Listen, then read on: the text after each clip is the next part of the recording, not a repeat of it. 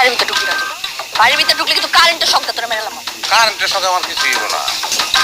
তোর ভিতরে যে কারেন্ট, হ্যাঁ বিয়ার পর থেকে তুই আমার যে পরিমাণ শক দিচ্ছ, ওই শকে আমি কারেন্ট প্রুফ হয়ে গেছি। কারেন্ট আমার কিছুই করতে পারবো না। কারেন্ট যদি নাও করতে পারে কিস্তির লোক তো ঠিকই পারবো।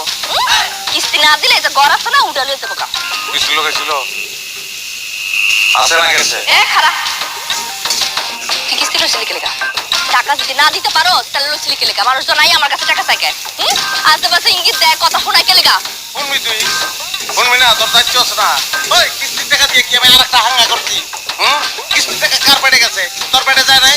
হ্যাঁ, তাহলে তুই দায়িত্ব লবি না কেন? আমি না থাকলে তোর জিগাইবো, তুই উত্তর দিবি।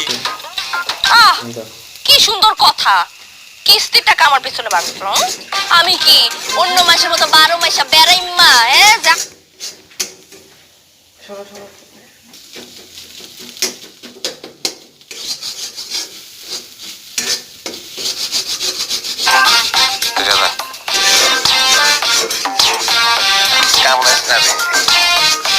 কামড়ের উপরে আছি রে ভাই, বিয়ার পর থেকে কামড়ের উপরে আছি।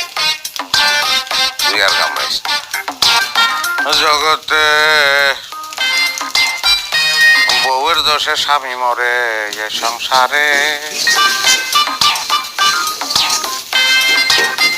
অসৎ নারীর প্রতি যারা থাকো আয়ু থাকতেই জমে ধরে জগতে।